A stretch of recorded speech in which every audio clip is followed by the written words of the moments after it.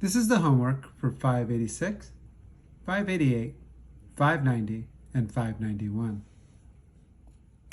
For 586, you need to identify the sequence as arithmetic, geometric, or neither. Then identify the growth pattern. So you can see that the growth pattern is multiplying by 12. 12 multiplied by 12 is 144. Multiplied by 12 is 1,728. So this is a geometric sequence, and the common multiplier is 12. 586b, the common difference is adding 5. So this is arithmetic sequence, and the common difference is adding 5. For C, it's neither geometric or arithmetic. You're not multiplying or adding or subtracting or dividing by a constant value. So it is neither. For D, the common multiplier is multiplying by 1.5. So this is geometric since you are multiplying by 1.5. For 588, you need to use angle relationships to write and solve an equation for x. So we have two parallel lines cut by a transversal. We know this is parallel by these two arrow marks stating that they are parallel. And when you have parallel lines cut by a transversal, you have alternate interior angles that are congruent.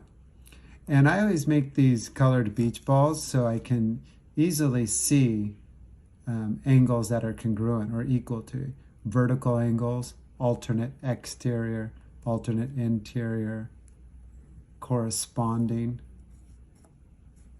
So since these two angles are congruent, I can set them equal to each other to find the value of x.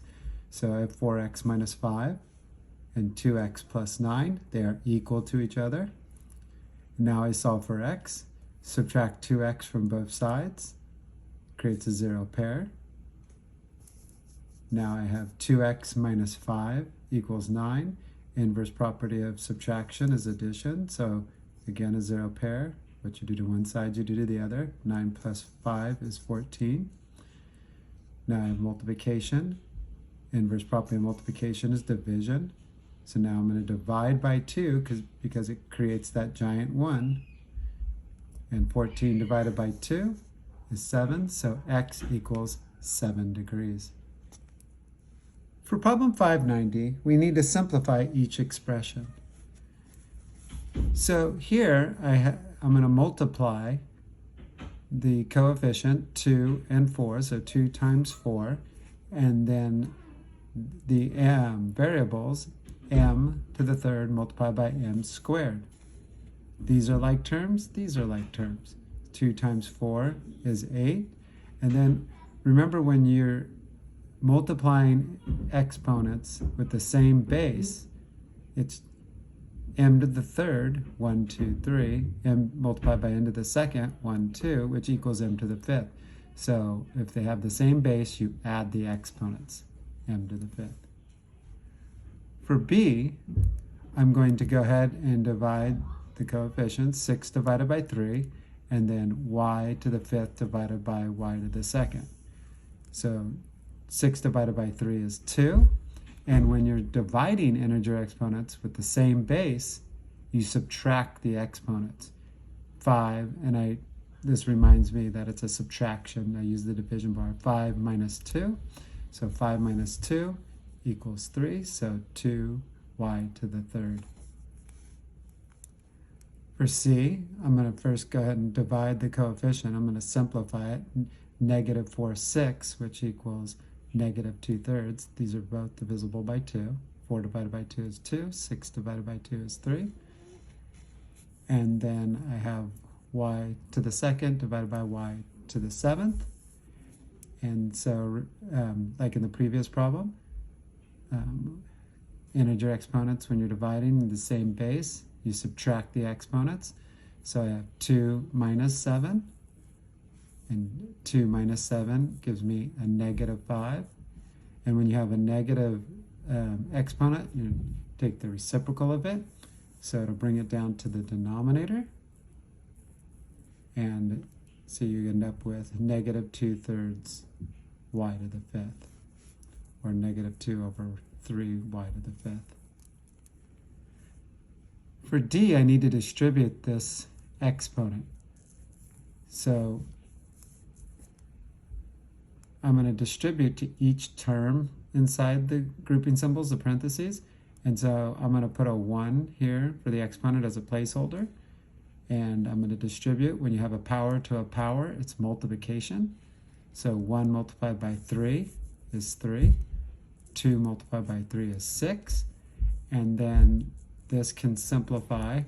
And if there's no parenthesis over it, I'm going to put my finger over it. 2 to the 3rd is 2 multiplied by itself 3 times. 2 times 2 is 4, times 2 is 8, which will give me negative 8x to the 6th. For problem 591, I need to use the given information to write the equation of each line. So for A, I have the slope, which equals 2, and passes through the point 10, 17. So I'm going to use, I know it's a line, so I'm going to use slope intercept form, y equals mx plus b. And the slope is given, which is 2, m represents the slope.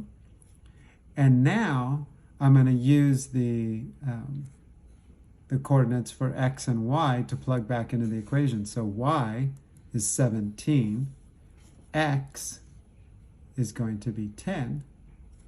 And now I solve for b. 2 multiplied by 10 is 20. And the inverse property of addition is subtraction, so I subtract 20 from both sides.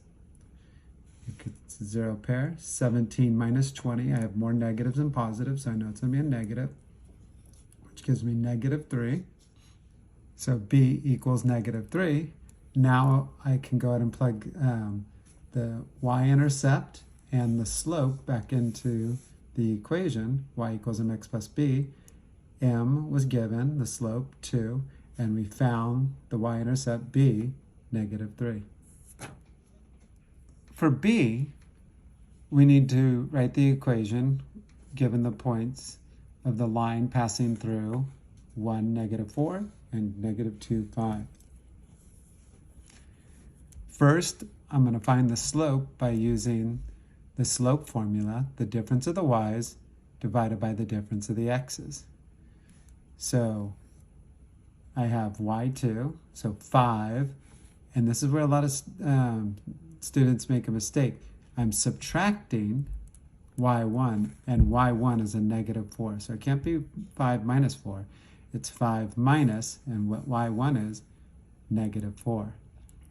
And then x2, negative 2, minus 1. And the opposite of a positive, if I distribute this, is a positive. Opposite of a negative is a positive. So 5 plus 4 is 9. Negative 2 and negative 1 is negative 3. 9 divided by negative 3 is negative 3. So we have the slope, m equals negative 3. Now, just like in the previous problem, we were given the slope and the coordinates of 1 point, but we have 2 points we can choose from. So now I'm going to go ahead and use slope intercept form, y equals mx plus b, and we found the slope, which is negative 3, and now I can go ahead and substitute y and x for either of these 2 points that are given. Doesn't matter which one. And I'm going to go ahead and choose 5 and negative 2. Y equals 5. X is negative 2. Now I solve for b. Negative 3 times negative 2 equals a positive 6. Need to get b by itself, so inverse property of addition is subtraction. Subtract 6 from both sides, 0 pair. More negatives than positives, so I know it's going to be a negative. Signs are opposite, so you subtract. 6 minus 5 is 1, so it's going to be a negative 1. B equals negative 1. Now I go ahead and plug the slope which was negative 3, into the equation, and the y-intercept b is negative 1, so the equation is y equals negative 3x minus 1. For 91C, we're given the table, and we can go ahead and find the slope and y-intercept from the table. And to find the slope, you have the difference of the y's over the difference of the x's, rise over run. And so the difference of the y's is a positive 2. Difference of the x's is a positive 3. So we get m equals 2/3. Slope is 2/3. And then the y-intercept is when x equals 1. When x equals 0. So when x equals 0, y equals negative 2. So now we have the slope and the y-intercept. The slope is positive 2/3, and the y-intercept, or the b, is negative 2. For 591D, to find the equation of this line in y equals mx plus b, slope-intercept form, the slope is the rise over run. So you can take any 2 points on the line that connect with a lattice point. So for example, 2 and 14, this is a lattice point. And then the next lattice point is 4 and 19. So to find the slope, I'll do rise, which is a positive 5, and the run is a positive 2. Now, you can see the intervals on the y-axis, they're going up 1 unit at a time. But on the x-axis, you really need to make sure you pay attention that it's 2 boxes for each unit. So if you were just to go 1, 2, 3, 4, it's not 4 units, because if you look at the intervals, it's 1, 2. It's for 1 unit for every 2 boxes. So we have a rise of 5, run of 2. To find the slope, you look on the y-axis, and where this line crosses or intersects with the y-axis is called the y-intercept, and the y-intercept equals positive 9. So our equation is y equals 5/2 x plus 9.